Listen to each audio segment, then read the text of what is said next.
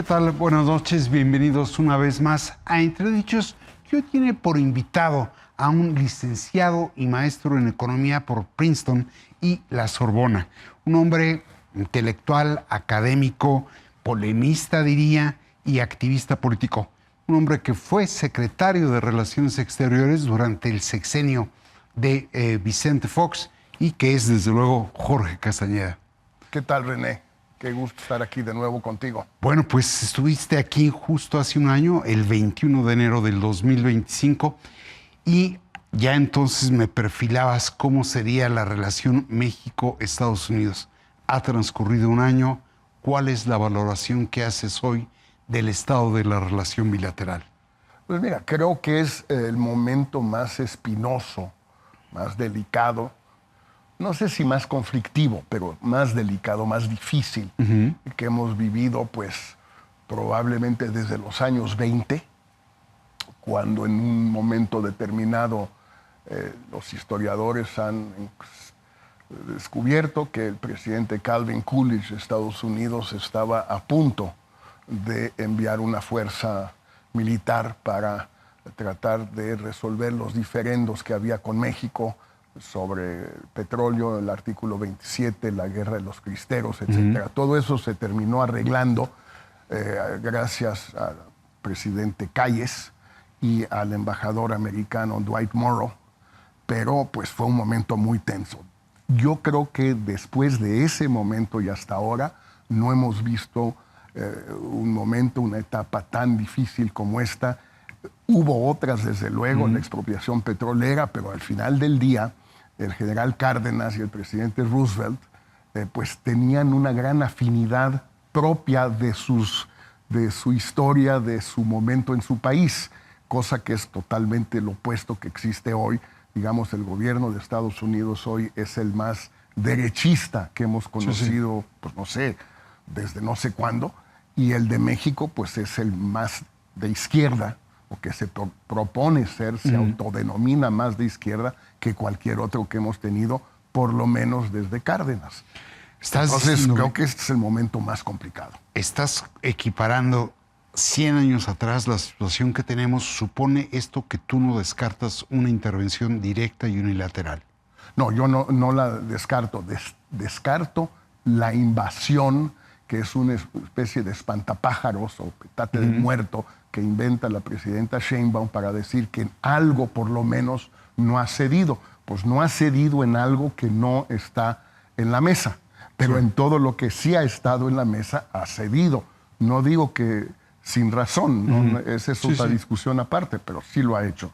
Una intervención unilateral de enviar un misil para volar en pedacitos al Mencho, o a un laboratorio en Mazatlán o en Culiacán, o para llevarse a Rocha Moya o a Dan Augusto o a Mario Delgado, eso yo no lo descarto.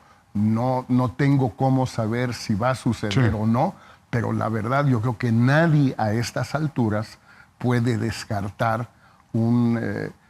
una acción de ese tipo por parte de Trump. Es imposible descartarla. Si te parece, déjame recordarle al auditorio qué fue lo que me dijiste el 21 de enero, que era el día siguiente de la toma de posesión de Donald Trump. Ahí lo podemos ver. ¿Cuál es tu impresión de lo que dijo en torno a México, Jorge? Bueno, principalmente que dijo más o menos lo que ya había anunciado. Solo los ingenuos o los ilusos o los que nunca pierden la esperanza pensaban antes que que todo eso eran promesas de campaña, que en la realidad sería distinto, que iba a ser pragmático, que no era para tanto, que no había que preocuparse, etcétera, etcétera. En realidad, todo eso no tenía ningún sentido. Trump sí ha sido bastante congruente a lo largo de su carrera. Ahí está tu dicho un año atrás. ¿Dirías tú ahora que los telefonemas, que de algún modo también la exportación de entrega de reos no bastan?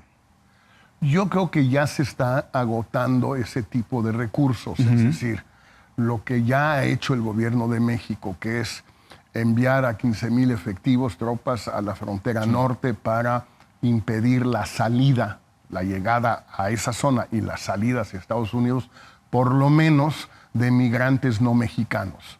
La entrega sin pasar por los procesos de extradición, entrega ilegal, que no importa en Estados Unidos que sea ilegal, pero es ilegal creo que llevamos más de 90 capos, casi 100 capos, narcos, como se les quiera llamar.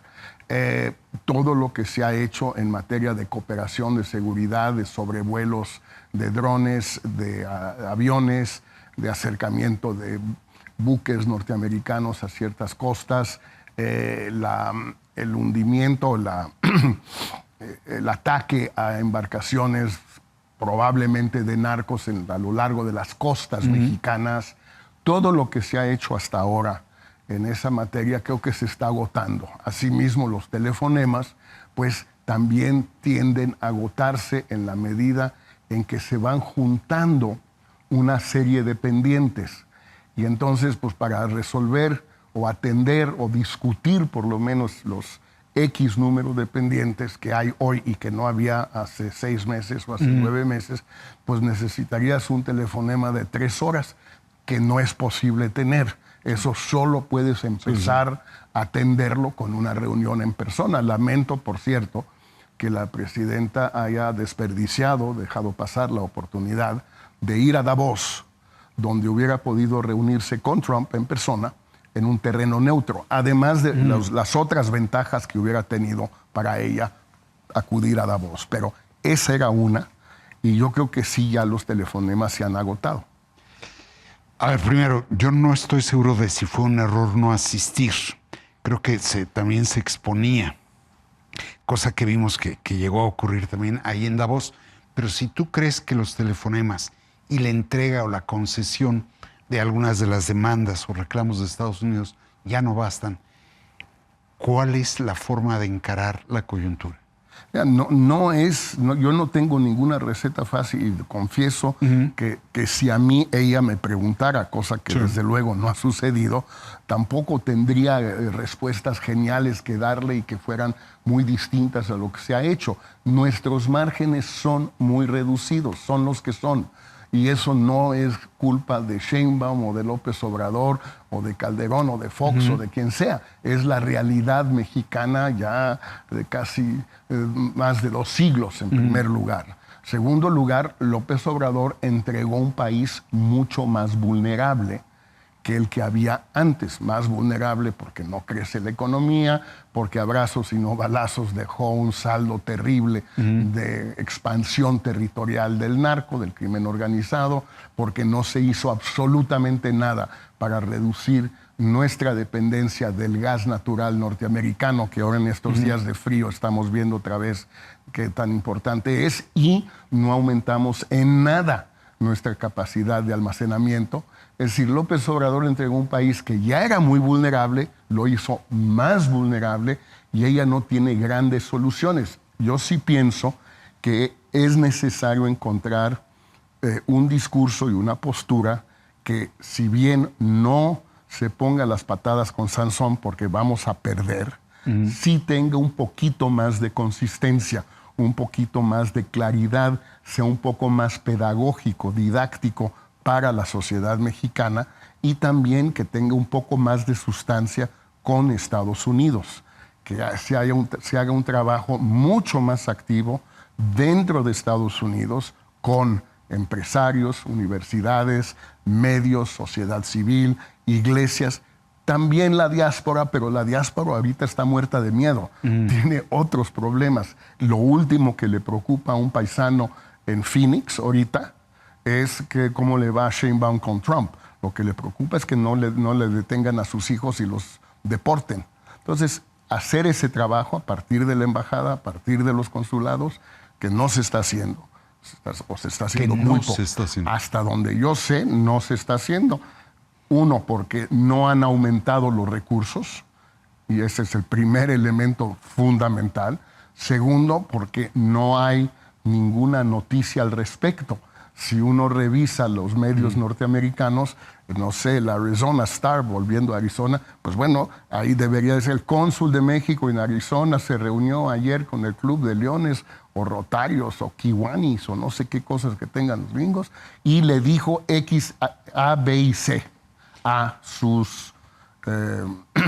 público, etcétera. Eso no está sucediendo tampoco.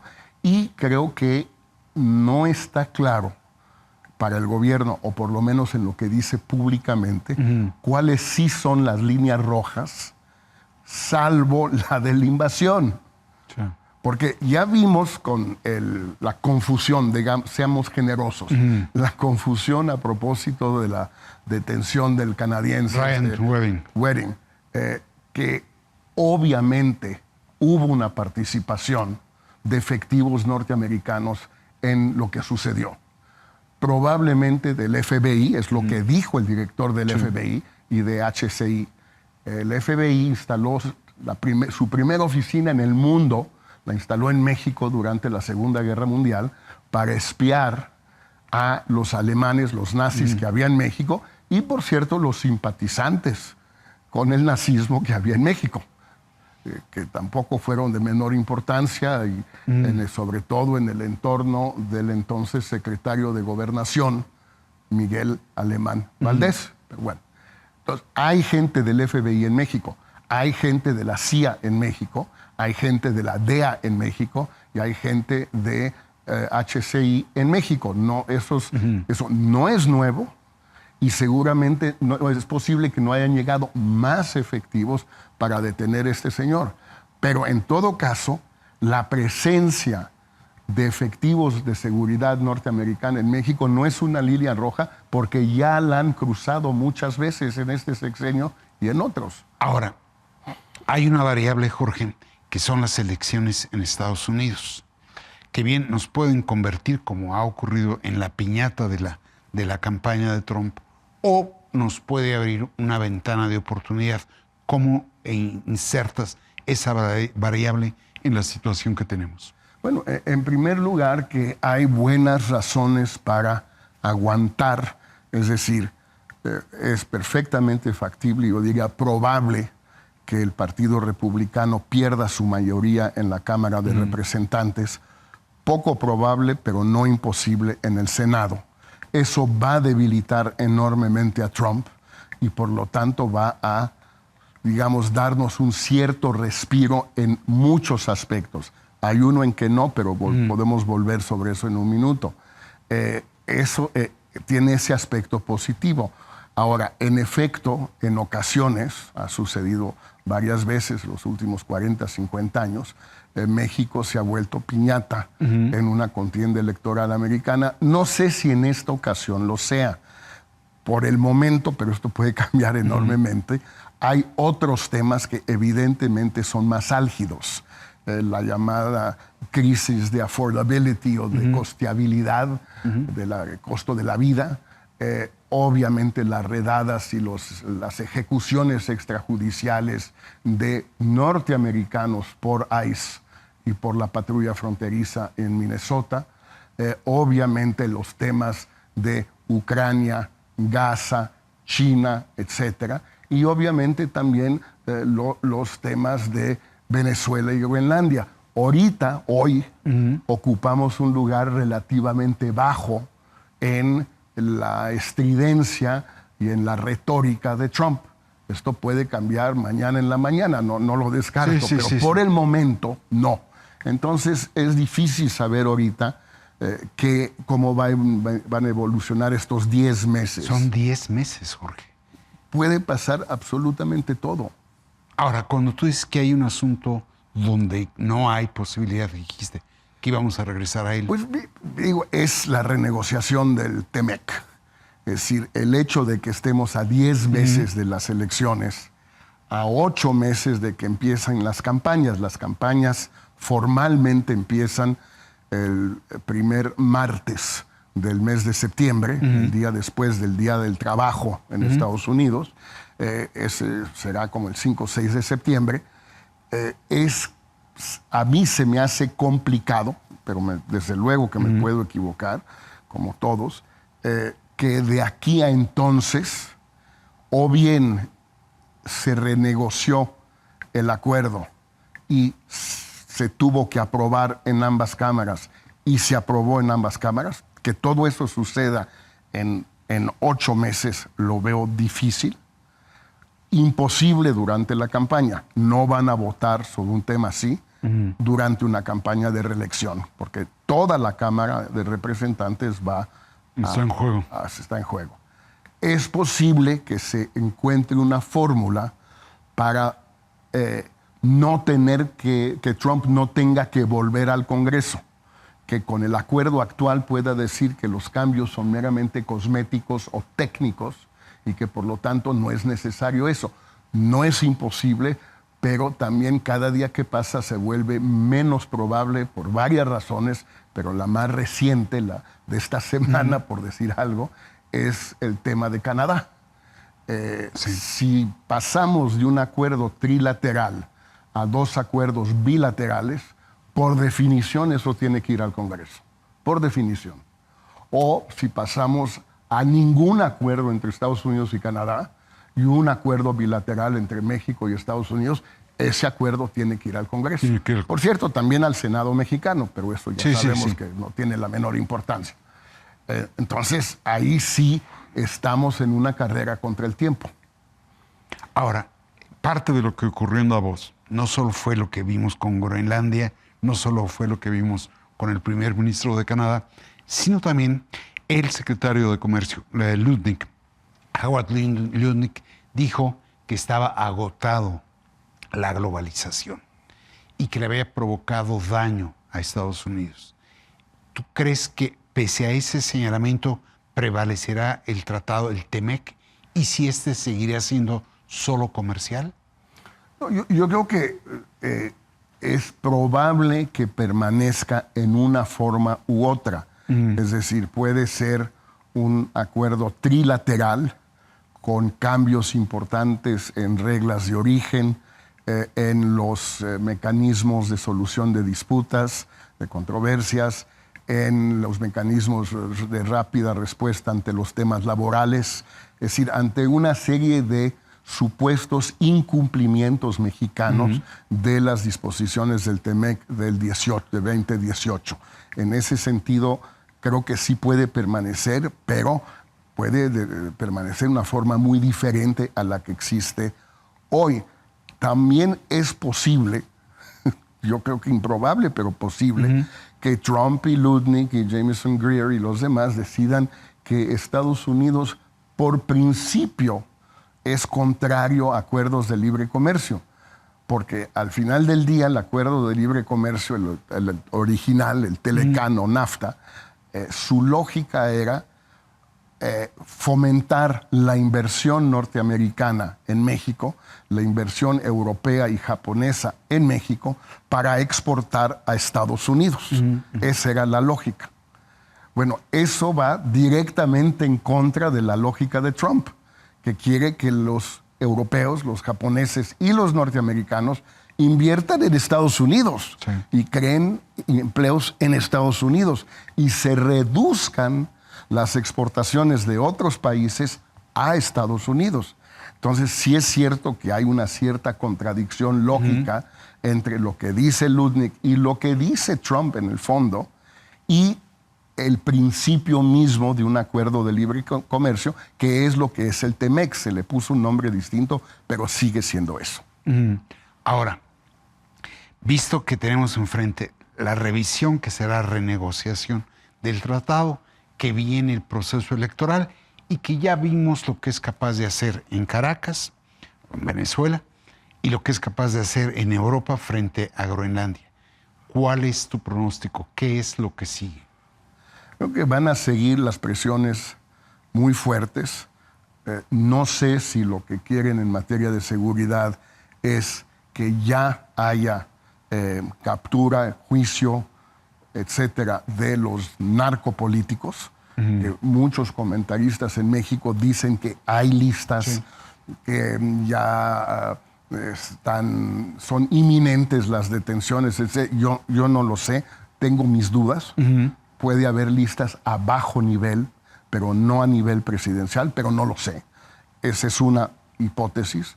Otra es que habrá golpes mediáticos de Trump con misiles, con drones, etcétera, barcos, vuelos, etcétera, sobre blancos en México, donde se tratará de encontrar la manera de presentarlos como temas de cooperación. Es decir, sí hubo un misil, insisto, que le pegó al Mencho y lo despedazó, pero no fue unilateral porque Estados Unidos 3 segundos antes le avisó a México. Entonces fue coordinación, no subordinación. Como le encanta decir a la presidenta, que luego sí, esa es una cosa un poco psicológica, pero que es importante. A fuerza de repetir uno para sí mismo y para los demás el mismo lugar común, puede terminar uno por creérselo. Y eso es peligrosísimo, porque un lugar común sigue siendo un lugar común. Es un lugar común. No deja de serlo porque uno lo repita 20 veces y porque uno lo crea. Pero algo, en materia de seguridad, ese es como el tema. En materia migratoria, creo que las cosas han mejorado mucho. Para ellos, no para nosotros, para ellos. Pero es probable, no conozco los datos y no sé si alguien los tenga, con una economía mexicana estancada y con la violencia desatada en buena parte del país, como vimos hace un par de días en Salamanca, pues lo lógico, lo que ha sucedido siempre desde hace 100 años, es que se van más mexicanos a Estados Unidos. Es lo que siempre ha sucedido. Bueno, es un hecho histórico más o menos incuestionable. Lo lógico es que se hayan estado yendo mexicanos o que se vayan a ir mexicanos. Y entonces lo lógico sería que Estados Unidos le diga al gobierno de México, oye, me detienes a los cubanos y a los haitianos, pero a los mexicanos también, ¿eh? Vamos a hablar de ese capítulo, si te parece, pero vamos a una pausa y regresamos.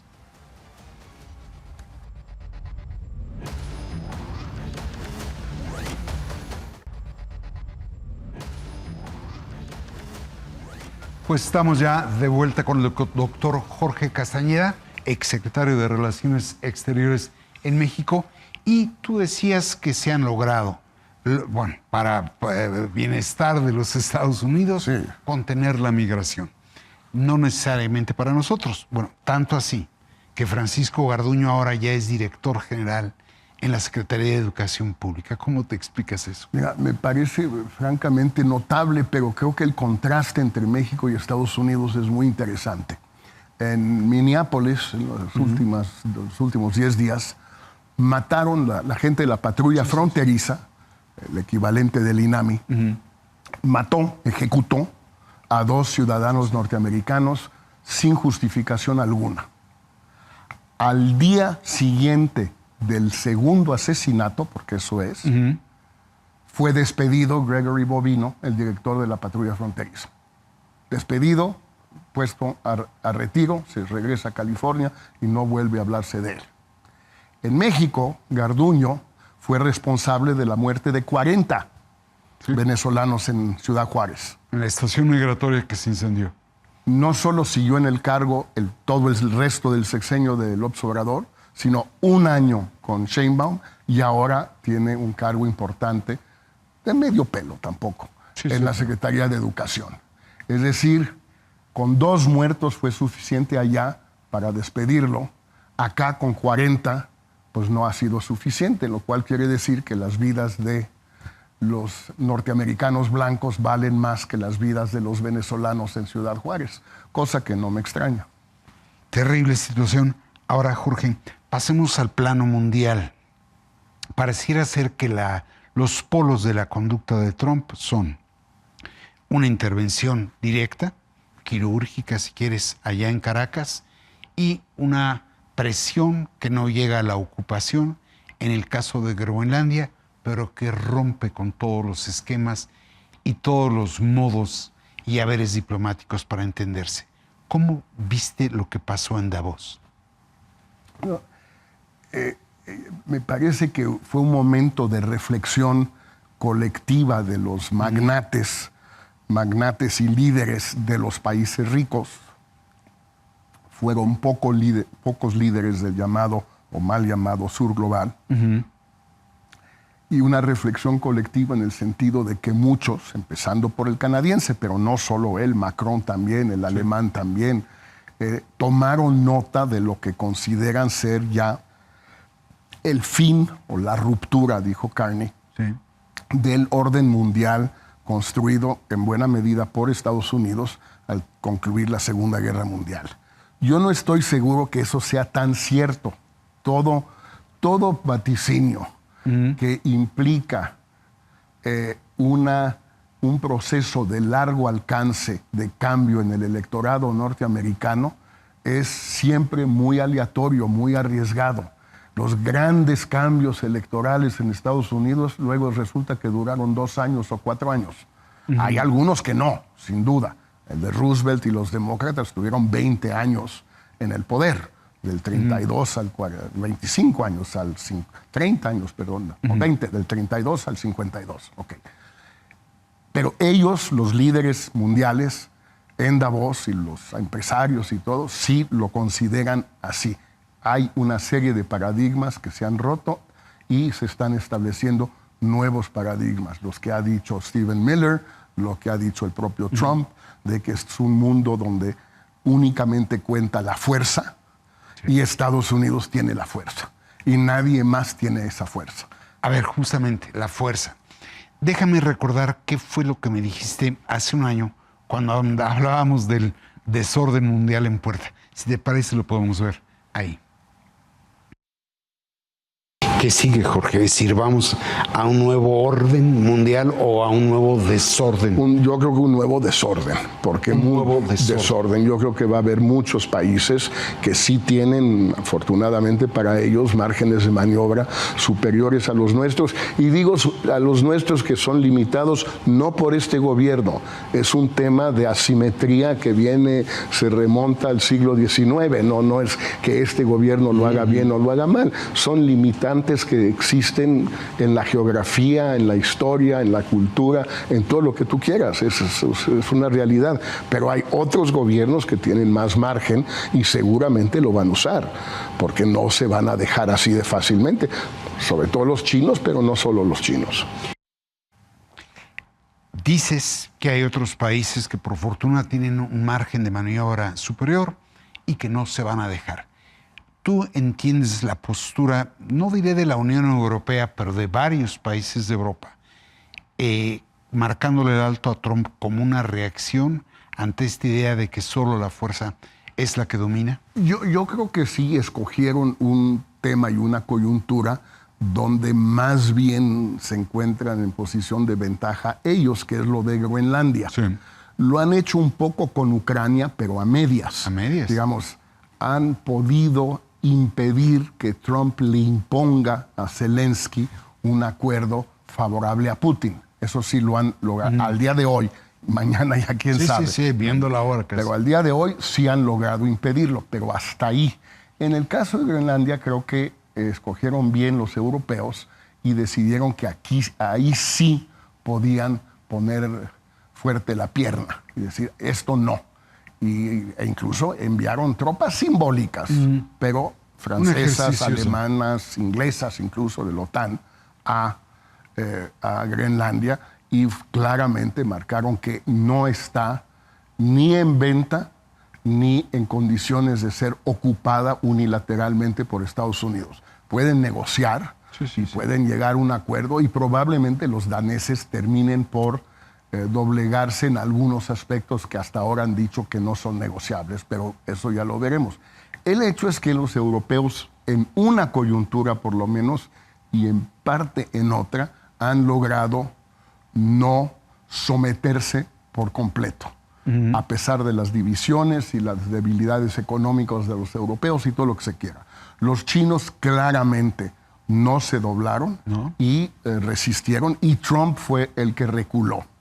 ¿Ves tú en el continente americano algún símil que pudiera contener a Trump de manera conjunta por parte de varios países? Conjunta no lo veo, pero sí creo que Brasil ha logrado, por su tamaño, por su geografía, su lejanía, por su inserción mundial en la economía mundial. El primer socio comercial de Brasil ya es China. no es Estados Unidos desde hace 10 o 15 años.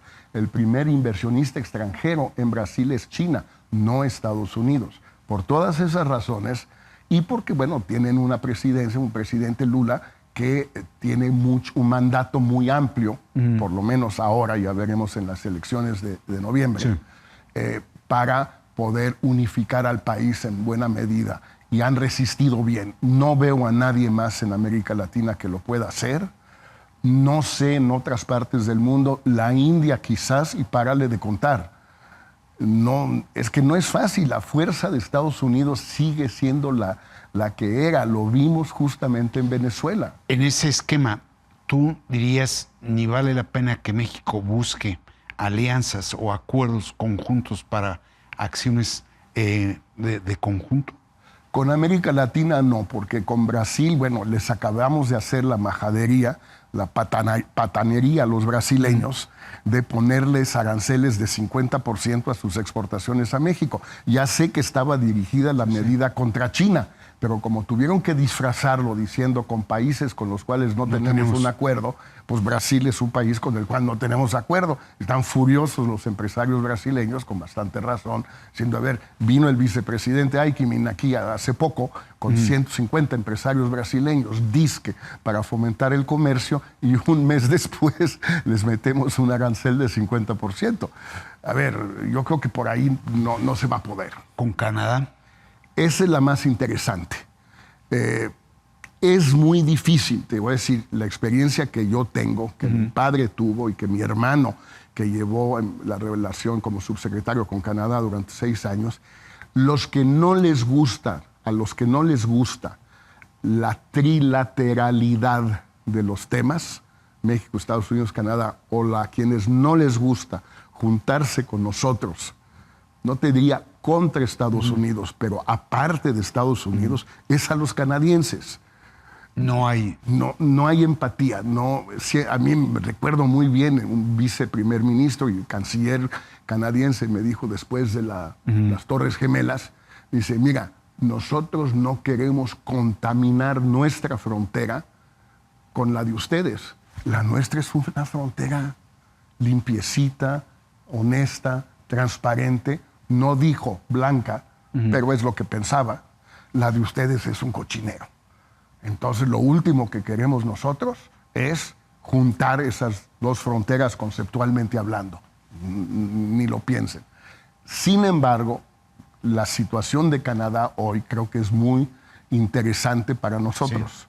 Sí. Y creo que ahí debe de haber posibilidades. Tenemos un problema, no tenemos realmente embajador.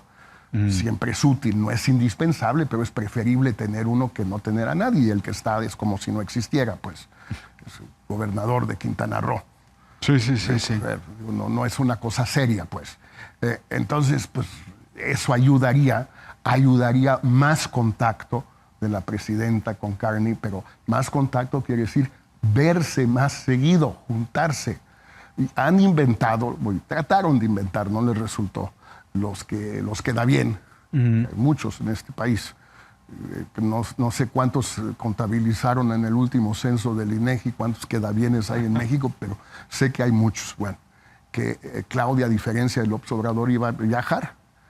Pues bueno, no fue a la Asamblea General de la ONU, no fue a PEC, no fue al G20, no fue a Davos, dijo que no iba a la Cumbre de las Américas, que después se canceló, y pues yo no la veo viajando mucho más que López Obrador.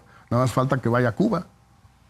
Bueno, ya ves que ya se suspendió presuntamente el envío de petróleo a Cuba, que es de algún modo una respuesta a la presión que había.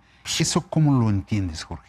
Mira, suponiendo que sea el caso, porque hoy que estamos hablando, pues hay versiones contradictorias. Aquí estamos en casa de Bloomberg, entonces no quiero de ninguna manera patear el pesebre. Puede ser que Eric Martin, a quien conozco yo muy bien, se haya equivocado. La presidenta en la mañana dio la impresión que efectivamente se había suspendido, pero que no lo quiere reconocer porque se le van a alborotar sus bases extremistas, ¿no? Pero sería lógico que se suspendiera. O sea, no tiene el menor sentido poner en peligro la renegociación del TEMEC, como hablábamos, por enviar un buque al mes, el equivalente de menos de 7,000 barriles diarios a Cuba, no tiene el menor sentido, no es lógico, no. Por lo que me estás diciendo, tú optarías por un pragmatismo tremendo frente a Estados Unidos para evitar la peor circunstancia, aun si ese pragmatismo supone concesiones. Sí, absoluta. En eso estoy en lo fundamental de acuerdo con el gobierno. En lo que no estoy de acuerdo en, uno, no explicarlo, disimularlo, esconderlo, esquivarlo, hacerse tontos, mentirle a la gente. No, porque primero la gente no es tan tonta y finalmente se da cuenta. Y dos, las consecuencias de lo que haces van a aparecer. En algún momento habrá consecuencias. Entonces, mejor explicarlo primero. Y segundo, tener esas líneas rojas claras, pero no solo claras hacia adentro, es decir, en el círculo pequeño de Palacio, sino socializarlas con la sociedad mexicana. Y tercero, sí, también buscar una serie de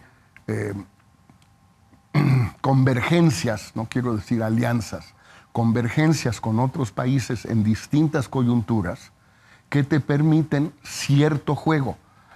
Con Canadá es el mejor ejemplo. Creo que con la Unión Europea, si efectivamente ya se firma la revisión del acuerdo de los años 90, ahorita en estos meses, y va a venir Van der Leyen a México, eso sería una oportunidad. O que vaya Claudia a Bruselas, en lugar, además de que ella venga aquí, que Sheinbaum vaya a Bruselas a firmarlo ahí, a un discurso ante el Parlamento Europeo, etcétera, etcétera, con una serie de convergencias de ese tipo. Pero en lo fundamental, la geografía, como dije hace un año, es la que es, no ha cambiado. Sí. Esa está ahí. Ahora, ella pareciera de pronto, el gobierno pareciera de pronto verse atenazado por la presión que recibe del norte, de Estados Unidos, y por la presión interna que recibe del movimiento. ¿Cómo conciliar esas dos presiones o incluso cómo beneficiarse de ellas? Bueno, lo dices con un eufemismo muy elegante, René, como siempre, del movimiento, yo diría de Palenque, y más claramente de López Obrador. Yo creo que si ella tiene algún tipo de temor o de duda sobre qué tan lejos puede ir en las concesiones hacia Estados Unidos, pues ese factor tiene que ser un factor importante. Lo vimos con el tema de Venezuela, donde rápidamente López Obrador sacó un comunicado, el suyo, muy duro. Claro, se puede decir, pues no es presidente, es cualquier mexicano y puede decir lo que se le dé su regalada gana. Pues sí, pero no es cualquier mexicano, no es cierto. Entonces, pues yo no creo que eso le haya caído para nada bien a la presidenta Sheinbaum. No creo, no lo sé, pero lo dudo, pues, no me cuadra. Sí. Entonces, esa presión es real. Ella tiene una ala izquierda. Los presidentes casi siempre, en todos los países, en todos los momentos, son como los secretarios generales de los partidos comunistas de antaño, gobiernan en el centro de su base.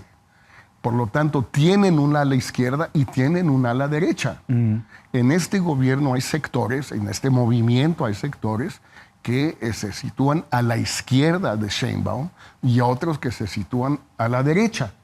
Y esa presión es real de ambos lados. La de izquierda es mucho más fuerte, sin duda. Y ella sabe que hay límites. Lo de Venezuela, por ejemplo, si hubiera podido ahorrar algunas de las cosas que dijo, que seguramente exasperaron a Trump. Bueno, no seguramente, lo sabemos. Cuando, por ejemplo, el Departamento de Estado posteó la declaración suya sobre Venezuela y debajo los comentarios del Departamento de Estado. O sea, es un hecho que no les gustó. No era para enviarnos una bomba termonuclear, no, pero sí era para molestarse. Entonces tiene que tomar en cuenta que puede ser que en algún momento haya cosas que López Obrador simplemente no acepte. Para terminar la entrevista, ¿tú no ves alineada la política interior con la exterior? Pues no del todo, porque hay una cierta contradicción ahí, René, creo yo, en el sentido de que en materia internacional o en la relación con Estados Unidos hay una clara conciencia de que no es manejable la relación con alguien como Trump más que a base de concesiones disimuladas o no, anunciadas o no, pero que hay que ceder. Y eso me parece que es lo correcto en el fondo. Difiero en las formas, pero en el fondo. En lo interno, mi impresión es que ella todavía no acepta hacia sí misma, no se resigna, si tú quieres, a que si quiere que la economía crezca, tiene que dar un golpe de timón muy fuerte, no un golpecito de timón, no un ajuste, un golpe de fondo de timón en política económica, en la reforma judicial, en la reforma electoral, en la composición del gabinete, en la retórica suya, en todas estas cosas. Si es un golpe de timón, yo lo he equiparado un poco, no sé, creo que algo de sentido tiene con lo que hizo Felipe González en España al llegar a Moncloa en 82, o lo que hizo Mitterrand en Francia en 83, 2 años después de su elección, cuando vio que pues, simplemente no podía seguir dentro de Europa y seguir las políticas de la plataforma de su elección. Y optó por Europa y, en efecto, sacrificó, traicionó, si tú quieres, los principios. Pues creo que tú estabas en la Bélgica. cohabitación. ¿Te acuerdas? Sí, claro. Bueno, eso es lo que yo creo que tiene que hacer en México si quiere ser congruente con la relación con Estados Unidos. Porque además, en algún momento, Trump o Ludwig o Greer van a empezar a fastidiar con los temas específicos de empresas norteamericanas en México. Ya casos particulares. Vulcan es el más conocido, pero seguramente hay muchos más. Híjole, Jorge, pues te agradezco muchísimo la disposición. Creo que nos vamos a seguir viendo. Espero que sí. Así es. Y gracias, René, por invitarme. Y desde luego le agradezco a los seguidores de El Financiero Televisión el hecho de acompañarnos aquí en Entredichos. Muchas gracias.